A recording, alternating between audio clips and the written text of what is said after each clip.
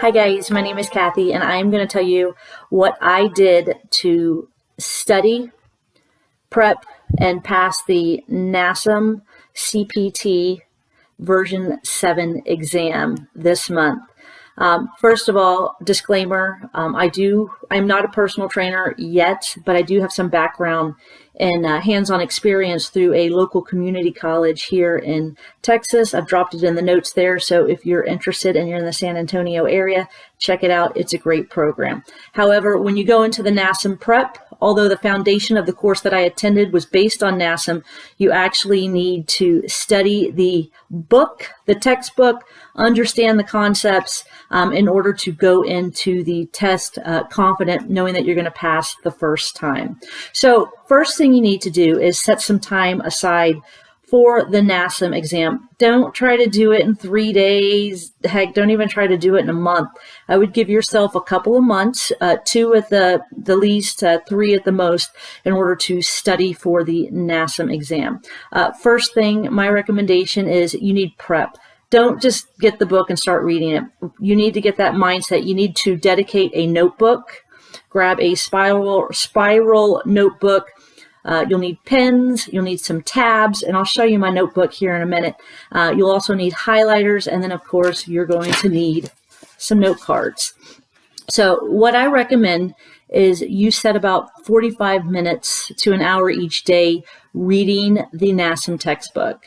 You know, there's tons of people out there that will tell you you don't need to read the whole book. I disagree because the likelihood of getting any question from any chapter is certainly very certain, or it could certainly be likely that you would get a question, and you don't want to skip over any chapters. Now you can go back and focus on some more chapters intently once you really realize where your weak points are as far as getting that understanding of that concept down. But take the time, read the entire book, because what you will find is in one chapter you may gloss over a subject, and then you get to that next or even that 3rd or 4th chapter beyond that, and they're readdressing that concept to try to reinforce and reinstill that original concept that they touched on. So it all intertwines, it all works together. So take the time to read it. So 45 minutes to an hour a day, read the book. So my recommendation is that you can get through 1 to 2 chapters, and you're talking maybe 10 days to go through all of the chapters. And certainly take a break on the weekends or take a break when you need to. Once you get into that chapter reading, my recommendation, here's my notebook. It may look like a lot, but what you need to do is you need to open up a blank piece of paper, Chapter 1. And as you're going through the textbook, NASM is very good at highlighting what is important for you to understand. There's the gray boxes, there's the remember this. So my recommendation is you take some notes while you are reading. Once you are finished reading and you get all the way to the last chapter, and you'll find the last couple chapters go very quick, you'll have your book. I'd like you not to highlight yet. This is where my second point comes into play. So once you've read the book, take a break, give yourself a pat on the back, congratulate yourself. After you've done that, you've taken anywhere from 2 to maybe 3 weeks to read the book. You'll find it's actually very interesting. And if you were on a previous version, chapter 4 revised, or version 4 or version 6, you will find that the NASM CPT V7 or the 7th version is much easier to follow. If you missed the version 6 and you're having to repay to do version 7, you know, it's not a bad thing, because I think the way NASM has written their textbook this go round, because I have read the last book cover to cover, this go round is much easier to understand. There's a lot of great concepts in there. A lot of the stuff that I was taught in my biology class or my anatomy class is incorporated in depth in this book. And again, you don't need to be a biology major or anatomy expert to understand what's in there, because they're going to go do a great job of laying out. So once you've done that, my recommendation is that you join a Facebook group. Yeah, who knew there was a Facebook group out there? There is a Facebook group out there called the NASM Personal Trainer Study Group. There's a couple other ones out there, I suppose, but this was the first one that I came across, and it really helped me out. Now, don't be fooled. There is an organization behind that runs that, and that is Body Design University. So they run the Facebook group, and they actually run a program I want to say it's in Florida, and it's a great program. It's a hands-on. Fortunately, I had already had that hands-on, so I didn't need that. But they're going to get you to try to buy their products and to buy their prep. But there's a lot of great resources on there, a lot of great tips from people on there. So join that Facebook group, because the next thing I'm going to tell you about Body Design University is they have awesome chapter reviews. They give an overall narrative of the breakdown of the test. Additionally, they go chapter by chapter. Now, this is where your highlighter comes into play. So while you're listening to the chapter review, open up your book to that chapter that you're reviewing. And then when they talk about something that's important, highlight it. Also have your textbook readily accessible so you can read through or understand the concept. Now, you may say, well, this is like reading the book twice. Well, what better way to understand the material than ingraining it in your mind and listening to it and going through it a second time to really understand that concept? I found I was almost skipping ahead to the next chapter because I knew they were going to address it again. So again, props out to that organization for doing doing the chapter by chapter reviews. It certainly helped me. It's free, it's available, it's accessible, and they give basically a play-by-play. So once you've gone through that, again, take another break, and you'll see that some of those reviews are as long as an hour and 5 minutes to 20 minutes or 40 minutes. So plan your time accordingly. My next recommendation is pick a date. In fact, you could do that before, but once you have gone through the chapter, you've perused the Facebook group, you've started to kind of get midway through your chapter reviews with the narrative, set a date on the calendar, because if you don't set a date, you're not going to really mentally prepare yourself. And people ask, well, how long do I need to study? I say study up until the very last minute, because you want to go into that test confidently. And there's 120 questions, and they could ask you anything. So what I also recommend you do is if you want to pay for something that's relatively inexpensive, is you get the NASM EDGE app. Again, that's NASM EDGE app. And that's a great tool down the road if you do get hired on as a personal trainer, where you can actually work with, or you have your own business. You can work with clients and send them messages. They get the NASM EDGE, and you can communicate through that. But they have something on there. It's called exam prep, where they give you flashcards and they give you practice exams, and it's all accessible on your phone. So when you're sitting at the doctor's office or the dentist office or the vet, you're waiting to go somewhere, do something, you can sit there and take those little mini quizzes. And when you find what you're starting to struggle on, this is where your note cards come into play. What you need to do is take some note cards. What I did is like planes of motion, and I wrote all 3 of them on the back of mine: sagittal, frontal, transverse. I even draw little drawings. I mean, each person is unique on how they remember things. So my recommendation is you get the flashcards, especially when you get into the overactive and underactive muscles, when you're looking at the pronation distortion syndromes. So there you go. There is the basic prep work for studying the NASM exam.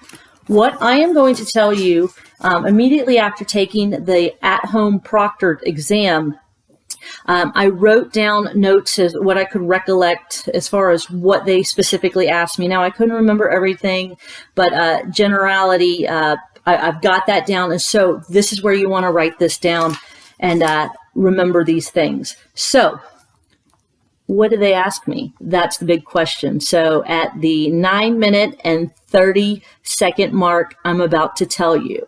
So my test notes: heart action. Know your heart.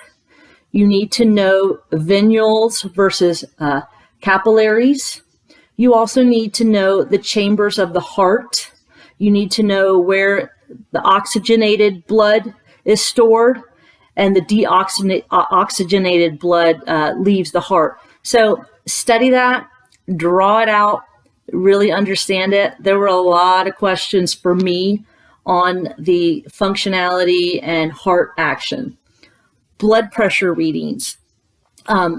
Know your blood pressure readings and know the different categories of hypertension, whether it's pre-hypertension or elevated, pre-hypertension, or hypertension. Also, there were a lot of questions about trainer roles and responsibility.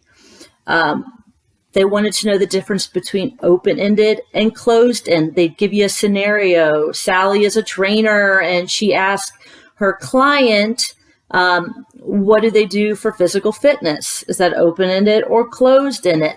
Or do they exercise at all? Yes or no, that's closed-ended. Also wanted to know what a trainer can or can't do for clients. Well, it's pretty clear that we're not certified nutritionists, or maybe you are, but as a trainer, if you're not certified, there's only so many things you can advise a client on. They asked about networking. Who's the best to network to build a business? Knee valgus and knee vargus. Know the difference between knee valgus and knee vargus.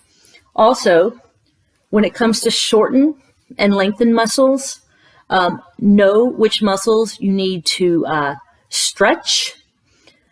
Also, they asked you about progression and regression exercises. Know the difference between the two.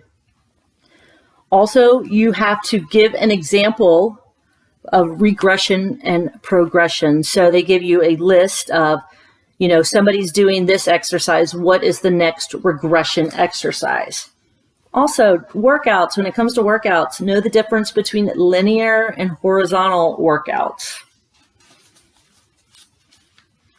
One question they asked me with regards to financial records. How long is a personal trainer required to maintain financial records? The answer is 4 years. Now, look, it may seem like I'm all over the place, but that's how the test is. It's not going to lead you through chapter 1, chapter 2, through the rest of the chapters. It's all over the place. So you have to go in there confidently knowing that you can bounce back and forth. All right. You need to know the purpose of beta blockers. Also, the difference between horizontal and vertical loading. They ask you the different definitions between speed, agility, and quickness. This is a great example for a flashcard, what you would use a flashcard for. Also, you need to know the 4 P's of marketing. It felt like this test was a lot about what the trainer should and shouldn't do with regards to building his or her business and the marketing. So there were a couple of questions on that. Also, the behavioral change modalities. You need to know how you can help a client take that next step, whether they're in the pre-contemplation phase or the contemplation phase of the behavioral change model. You need to know what active listening is and reflective listening. Again, the stages of change. You need to know the difference in goals, the process and outcome goals. Okay, and then also there is some questions regards to the nervous system. You need to know about the somatic and the automatic. Like, what is the somatic? It's the voluntary movement, and the automatic is the involuntary movement. Know your fascia. Know the layers from the inner to the outer of your fascia. Look at the chart, write them down, understand them. You need to know what cardiac output is. That's your beats per minute time your blood pressure. Also, one of the questions they ask you, and this is a big one, is the concentric and the eccentric movement, where eccentric is synonymous with the de-escalation. Talk about when do you breathe out and when do you breathe in? Well, you breathe out during the concentric action. You need to know the forms of energy. You know, somebody said that chapter is not important. Well, it is. They're going to ask you about your ATP, PC, which is the main form, and then it goes into glycolysis and then aerobic oxidation. Also, what you need to know is you need to know about assessments. They asked me about the Rockport walk test, the Davies test, and the Sharp test. You need to know progressive overload. And then also you need to know the reps per stages and then the time for recovery. Gosh, it sounds like a lot, doesn't it? Well, it is a lot. But once you go into this mindset of studying and focusing, it's gonna you're just gonna be like, okay, I got it. Know that static stretching is synonymous with corrective flexibility. And then you also need to know the difference between frequency and volume. And yeah, that's it really with regards to studying. Once you start taking those practice exams on the NASM EDGE, or you go to Quizlet, Quizlet is out there as well. They have good study notes, and you can sit there and practice taking those. But the biggest thing is setting some time aside to study up to the last possible minute, go into the exam relaxed, ready to take the exam. Feel free to hit me up when it comes closer to exam time, or if you have any more questions. I wanted to keep this video short and sweet, but bottom line is get yourself a notebook, your tabs. You can see this is a hot mess. But this is how I studied. One last thing. When you do the overactive and underactive muscles for the distortion syndromes, mnemonic devices work well. If you don't know what a mnemonic device is, basically it's the first letter of every word, make a sentence, and then you can have a good way to remember those. Like here's a silly one, the lower cross syndrome, and the overactive muscles. My mnemonic device is hippo love, kind of silly, but hip flexors and the lumbar extensors.